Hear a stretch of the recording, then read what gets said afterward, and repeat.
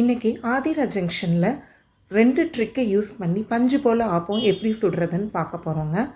இதில் ஒரு ட்ரிக் வந்து ஆல்ரெடி நம்ம வீட்டில் பெரியவங்க யூஸ் பண்ணுறது தான்.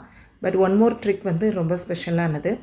இந்த ஆப்பம் சுடுறதுக்கு நான் 1/2 கிலோ அளவுக்கு நயமான பச்சரிசி எடுத்திருக்கேன். மாவு பச்சரிசிங்க. அதோட 100 கிராம் அளவுக்கு வெள்ளை உளுந்து சேர்த்துக்கோங்க. 1 ஸ்பூன் அளவுக்கு வெந்தயத்தை அதோட சேர்த்துக்கோங்க. இந்த 3 பொருளையும் நல்லா கழுவிட்டு ஒரு 5 மணி நேரம் நல்லா ஊற விட்டுருங்க. இப்போ பாருங்கள், உங்களுக்கு 3 பொருளுமே நல்லா ஊறி வந்திருக்கு. இப்போ இதை கிரைண்டரில் போட்டு நல்லா நைஸாக அரைக்கணும். இதில் முதல் ட்ரிக்கு எல்லாருக்கும் தெரிஞ்சது தான். நான் முதல் நாள் உள்ள பழைய சாதத்தை ஒரு கைப்பிடி அளவு எடுத்து இந்த மாவு அரைக்கும் போது அதோட சேர்த்துருக்கேன். அதோட நம்ம தேவையான அளவு உப்பும் போட்டுக்கலாம். இதுதான் ஸ்பெஷலான ட்ரிக்கு. ஒரு தேங்காவை உடைச்சி தண்ணியை எடுத்து அதோட 1 ஸ்பூன் அளவுக்கு சீனியை நல்லா கலந்துட்டு, சீனி நல்லா கரையவும் நாம் அந்த அரைச்சிட்ருக்க மாவோட அதை நம்ம கலந்துடலாம்.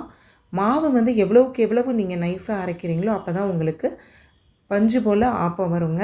இந்த தேங்காய் தண்ணி ரொம்ப ஸ்பெஷலானது. ஈஸ்ட் சேர்க்காமையே உங்களுக்கு சூப்பராக மாவு வரும். இந்த மாவு அரைச்ச மாவில் நான் ஒரு நாளைக்கு தேவைக்குரியதை மட்டும் எடுத்து ஓவர் நைட்டு நல்லா புளிக்க விட்டுருக்கேன். பாருங்கள், மறுநாள் காலையில் அந்த பவுல் ஃபுல்லாக மாவு வந்துருச்சு.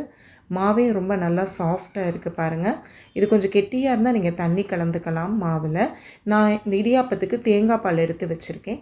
அந்த தேங்காய் சக்கையை கீழே போட்டுறாமல் அதை அப்படியே அந்த மாவில் வந்து நீங்கள் தூவி விட்டுட்டு நீங்கள் அதையும் சேர்த்து கலந்து சுட்டிங்கன்னா டேஸ்ட் வந்து உங்களுக்கு வித்தியாசமாக நல்லா இருக்கும். ஸோ நல்லா கலந்து விட்டுருங்க. இப்போ நம்மளோட மாவு ரெடி. நான் ஆப்பச்சட்டியை வந்து அடுப்பில் வச்சுருக்கேன்.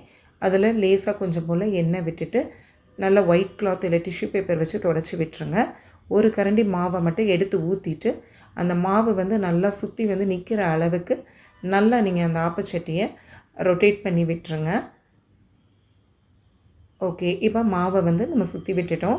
மூடி போட்டு ஒரு 2லேருந்து 3 நிமிஷம் வரைக்கும் நல்லா வேகட்டும். அடுப்பை வந்து மீடியம் ஃப்ளேம் இல்லை ரொம்ப அதிகமாக இருந்துச்சுன்னா சிம்மில் கூட வச்சுக்கோங்க. பாருங்கள், இப்போது உங்களுக்கு இந்த ஓரங்கள்லாம் எலும்பி வந்திருக்கு இல்லையா? இதுதான் சரியான பதம். இப்போ நீங்கள் அதை அப்படியே எடுத்துடலாம். பாருங்கள் எவ்வளோ நல்லா வந்திருக்கு. ஆப்பமும் நல்லா பஞ்சு போல் இருக்குங்க. இதுக்கு தேங்காய் பால் வச்சு சாப்பிடலாம், இல்லை குழம்பும் வச்சு சாப்பிடலாம். இந்த ஸ்பெஷலான ஆப்ப ரெசிபிக்கு ஆதிரா ஜங்ஷனை சப்ஸ்கிரைப் பண்ணிவிட்டு பெல் ஐக்கானை ப்ரெஸ் பண்ணிவிடுங்க. மீண்டும் ஒரு ரெசிபியோடு சந்திப்போம்.